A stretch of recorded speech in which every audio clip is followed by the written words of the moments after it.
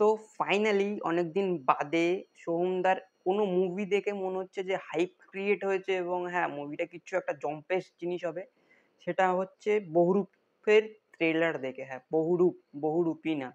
কেননা অনেকে কনফিউজড হয়ে যাচ্ছে 'বহুরূপ' না 'বহুরূপী', 'বহুরূপ' নাম। 'বহুরূপী' আগে বেরিয়ে গেছিল যেটা শিবপ্রসাদ নন্দিতার মুভি ছিল। এটা 'বহুরূপ', সোহমের 'বহুরূপ' এবং ভাই দারুণ লাগছে। একটা অমানুষ টাইপের ভাইবস আসছে এবং অ্যাক্টর সোহম, অ্যাক্টর সোহম যেটাকে আমরা চিনি, যে তার অ্যাক্টিং দিয়ে মোটামুটি আপনাকে স্ক্রিনের সামনে বসিয়ে রাখবে এবং মনে হবে যে না কিছু দেখছি। সেই লেভেলের একটা মনে হচ্ছে পারফরম্যান্স এই মুভিটাতে পাবো এবং হিট হবে, ফ্লপ হবে সেটা অন্য জায়গায়। কিন্তু ভাই ট্রেলার দেখে যে একটা হাইপ ক্রিয়েট হয়েছে, যে অমানুষ লেভেলের ভাইবস মনে হচ্ছে, সেটা তো ভাই পাচ্ছে যারা মোটামুটি পুরনো সোহমকে দেখেছে তারা তো মোটামুটি পাবে। এবার কথা বলা যাক ট্রেলারটা মানে কি, কি দেখে মনে হচ্ছে ব্রেকডাউন করা গেল।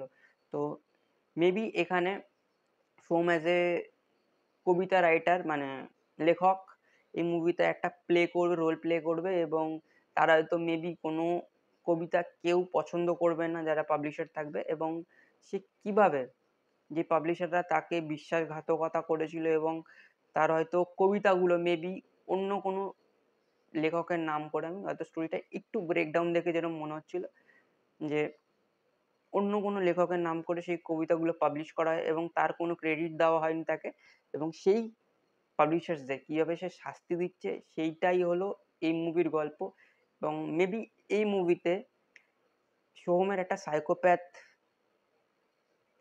মানে সাইড দেখানোর চেষ্টা হবে এই মুভিটায়, যে ক্যারেক্টারটা সে প্লে করবে এবং মেবি আমার মনে হচ্ছে ইদিকা এখানে একটা কি বলবো, তোমরা হয়তো রাবণ, রাবণ বলবো না, অসুর মুভিটাতে একটা ক্যারেক্টার দেখেছিলে যেটা জিতের আশেপাশে ঘোরাঘুরি করতো, একটা ওভার পোর্ট্রেট ক্যারেক্টার যেটা জিতকে হয়তো অনেক সময় সাজেস্ট করতো এটা করো না ওটা করো না এই করো ওই করো। সো সেরকম একটা টাইপের ক্যারেক্টার এই মুভিতে ইদিকা পলি প্লে করবেন এবং মেবি সেটা হয়তো কোনো পাস্টে তার সাথে থাকবে এবং সে হয়তো কোনভাবে মারা যাবে এবং সেই তার মাইন্ডে এই ক্যারেক্টারটা পোর্ট্রে করবে এবং সেই কারণেই সে হয়তো সাইকোপ্যাথ হয়ে যাবে এবং আস্তে, আস্তে এইসব কর্মকাণ্ডগুলো করবে এবং মুভিটা দেখে তো আমার দারুণ লাগছে। ট্রেলারটা তো দেখে আমার দারুণ লাগছে। এবার দেখা যাক যে কিরকম গল্পটা এবং আমার তো একটাই জিনিস বলার যে পুরনো সোহমদা ফিরে আসুক, আবার সেই অমানুষের সোহমদা ফেরত আসুক, এইটুকুই বলবো এবং হোপ ফর দ্য বেস্ট। কেননা অনেক ভালো, ভালো অ্যাক্টরের মুভিতে আমি দেখতে পাচ্ছি। তো দেখা যাক কি হয়। তো এইটুকুই বলবো, যেমন সাপোর্ট আদার্স অ্যাক্টার্সদের সাথে হয়েছে, দেবের ধূমকেতুর সাথে হলো এবং আদার্স যারা যারা মুভি বের করেছে, টপ অ্যাক্টার যারা যারা মোটামুটি এখন রিসেন্ট টাইমে তাদের যেমন সাপোর্ট আসছে, এই মুভিটাকে সাপোর্ট করো।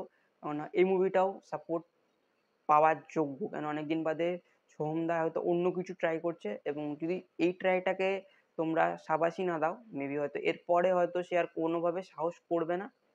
কেননা সব বড়, বড় টপ অ্যাক্টর যাদের আমরা ছোটবেলা থেকে দেখে, দেখে অভ্যস্ত এবং ভালোবাসি যাদেরকে এই রোলগুলো করতে, তারা আবার সেই জায়গাটায় ফেরত আসছে। তো আমরা যদি অ্যাপ্রিশিয়েট না করি, আমরা যদি সাপোর্ট না করি, তারা হয়তো আবার সেই পুরনো সিরিয়াল মার্কা সিনেমায় চলে যাবে। তো তখন আবার তাদেরকে দোষারোপ করো না। সো এইটুকুই বলার।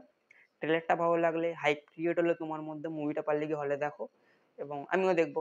গানগুলো তো এরপর পর আসবে এবং মোটামুটি সবারই হয়তো হাইপ ক্রিয়েট হবে এবং দেখা যাক কি হয় মুভিটা। আগে দেখবো তারপর জাজ করবো। সো এইটুকুই বলার। ট্রেলার আমার দুর্দান্ত লেগেছে, দুরদান্ত না, দুর্দান্ত লেগেছে। হ্যাঁ, আমার কথা বলায় বাংলা ভাষায় একটু ত্রুটি আছে। সো ট্রেলার আমার দুর্দান্ত লেগেছে। সো এইটুকুই বলবো। তোমাদের কেমন লেগেছে সেটাও আমাকে জানিও। কমেন্ট বক্স খোলাই আছে, বন্ধ করে রাখি না। গালাগাল দিলেও দেখতে পারি, ভালো লাগলেও দেখতে পারি। সো এইটুকুই, যে কমেন্ট বক্সে নিজেদের অন্তত ফিডব্যাকটা দাও যাতে আমি বুঝতে পারি আমার ভিডিও ভালো লাগছে নাকি খারাপ লাগছে। সো ভালো লাগলে লাইক, কমেন্ট, শেয়ার তিনটেই করো এবং ভাইয়ের চ্যানেলটাকে সাবস্ক্রাইব করো। চলো নেক্সট ভিডিওতে দেখা হচ্ছে, ততক্ষণের জন্য গুড বাই, জয় হিন্দ, বন্দে মাতরম।